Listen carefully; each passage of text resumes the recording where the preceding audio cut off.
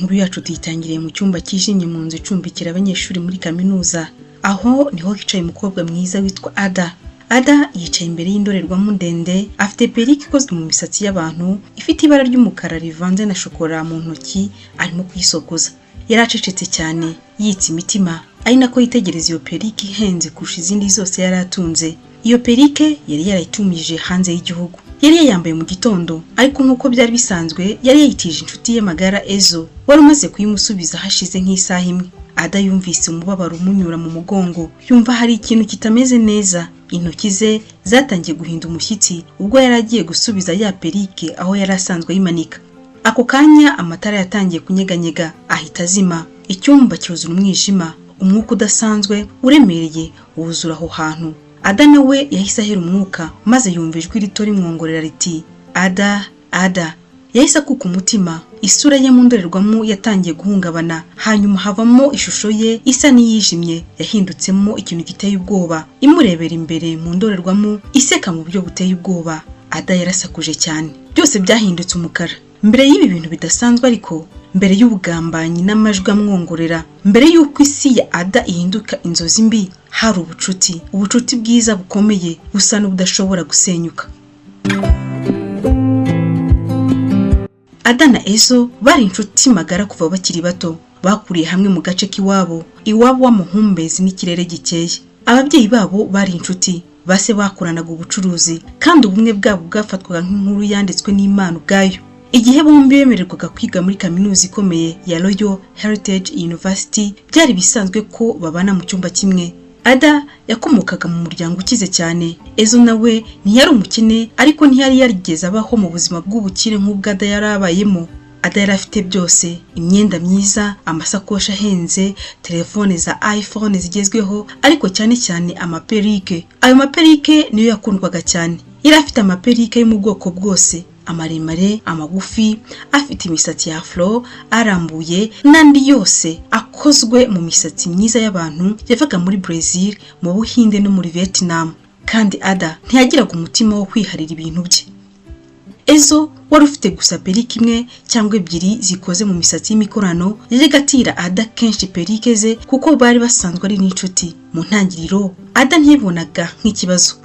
Iramubwiraga ati inshuti yanjye, sinakureka ngo usohoke usa gutyo, dore fata iyi perike irakubereye cyane uba ariyo wambara. Ezo yahitaga anezerwa cyane akambara iyo perike, maze akayimusubiza nyuma y'iminsi mike, ariko bidatinze ibintu bidasanzwe byatangiye kugaragara. Buri gihe iyo Ezo yatwaruraga perike, Ada yumvaga atameze neza. Mu ntangiriro byari ibintu bito, umutwe woroheje, kuzungera by'akanya gato, ariko nyuma haza kuza inzozi noneho mbi. Yarotaga ari ahantu hadasanzwe, mu mashyamba yijimye, ahantu habera imigenzo ya kera, ahagaze imbere y'abantu bipfutse mu masura, bamubwira amagambo atabashaga kumva cyangwa kwibuka akangutse. Nubwo ibyo byose byabaga, Ada yarabyirengagizaga, kugeza ubwo inzozi mbi nyakuri zitangiye. Byose byatangiranye no gutsindwa atari yiteze. Ada yarasanzwe ari umunyeshuri w'intangarugero, w'umunyabwenge, wiyubashye kandi ukunda akazi. Ariko umunsi umwe amaze gukora ikizamini yari yizeye neza ko yagitsinze nta kabuza, yaje gutungurwa bikomeye nuko abonye F, no kuvuga ko yari yatsinzwe. Yitegereje amanota ye inshuro nyinshi, amaso ye yanga kubyemera. Yahise yiyemeza kumenya ukuri nyako, ajya kureba umwarimu wabo Dr. Okosu, umugabo wari ukomeye ariko kandi uca imanza zitabera. Yaramwinginze amusaba kongera kureba urupapuro rwe rw'ikizamini. Umwarimu yarabyemeye, ariko nta kosa na rimwe ryari ririmo mu rupapuro rwe, kuko impapuro zari iza Ada koko, ariko inyandiko zari zahindutse ku buryo budasanzwe, amagambo yanditse nabi, interuro zidafite igisobanuro. Ada yarebye urwo rupapuro arumirwa.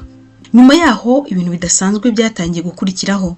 Ada noneho yatangiye gutakaza ibintu bye by'agaciro. Agakomo ke gakoze muri zahabu yakundaga cyane yarakabuze, inkweto ze zihenze nazo atangira kuzibura, ndetse n'amafaranga.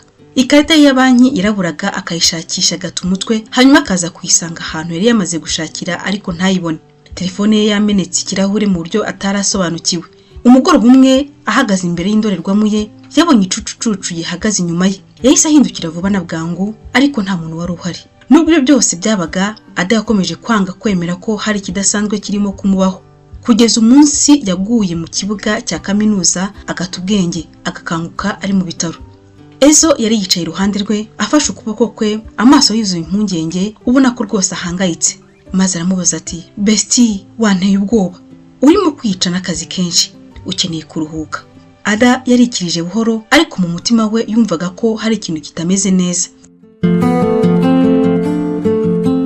Icyahinduye ibintu byose cyabaye ku munsi w'ibirori byari byabaye muri kaminuza.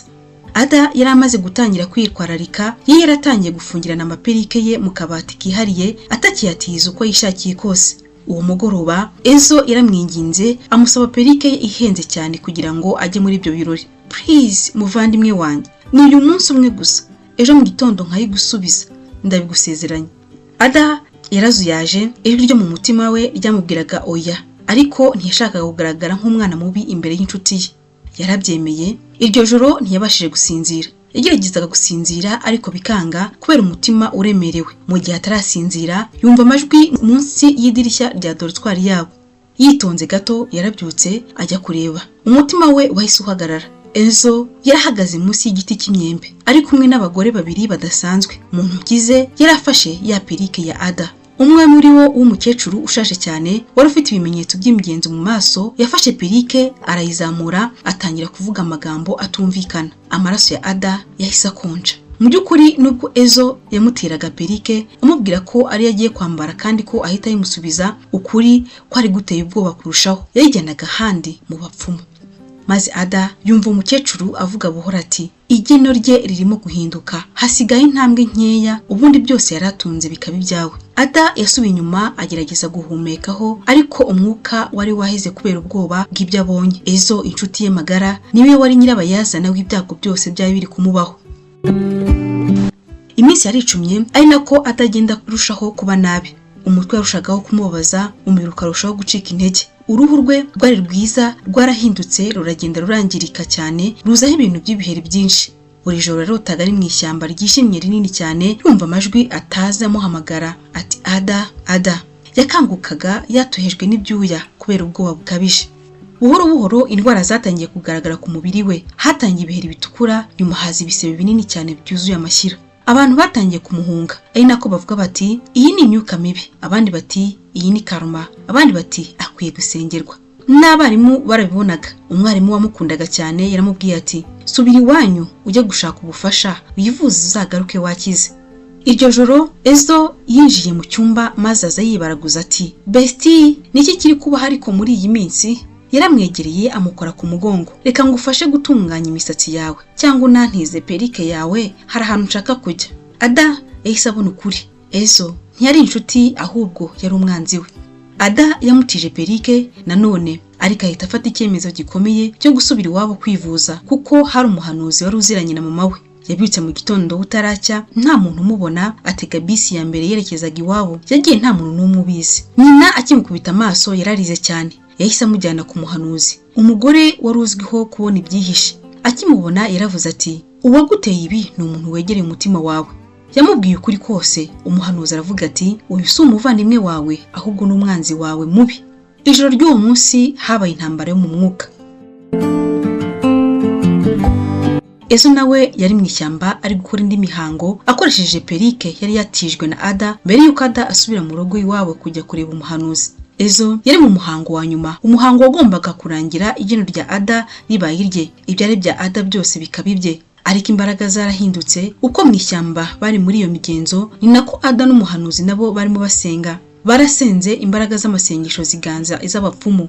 Perike yakoreshwaga n'abapfumu yarashwanyutse ihinduka ivu. Imbaraga z'amasengesho zangiza ibikoresho by'abapfumu. Ezo yikubita hasi, umubiri we utangira kwangirika. Uruhu rwe ruzaho ibisebe nk'ibyari byarafashe Ada. Ubwiza bwe nawe burabura. Arataka cyane, ariko nta wari uhari wo kumutabara kuko n'abapfumu nabo bari bahunze. Ibyari byaribwe Ada yarabisubijwe. Indwara zari zaribasi Ada zahise zishira ako kanya. Nuko mama we arira amarira y'ibyishimo, abwira umukobwa we ati, "Mukobwa wanjye, ibyari byawe urabisubiranye, wongeye kuba mwiza nka mbere." Umuhanuzi nawe abwira Ada ati, "Urugamba rwari rwatsinzwe mu mwuka na mbere yuko rutsindwa ku mubiri." Ada yongeye guseka nyuma y'amezi menshi adaseka. Bukeye bwaho Ada yagarutse kuri kaminuza yakize neza. Yari yisubije ubuzima bwe, ubwiza bwe n'igihe cye, ariko yari yize isomo rikomeye. Isomo ry'uko inshuti zose atari inshuti za nyazo. ndetse ko bamwe baza baje gukunda abandi bakaza baje kukwiba, kugusenya ndetse no kuguhemukira. Tugeze ku musozo w'inkuru yacu. Niba iyi nkuru hari isomo yakwigishije, kanda kuri like, tange n'igitekerezo kandi ukore subscribe kuri iyi channel yacu kugira ngo ntuzajye ucikwa n'inkuru nk'izi. Twongere duhurire mu zindi nkuru zitandukanye. Mukomeze kugira ibihe byiza.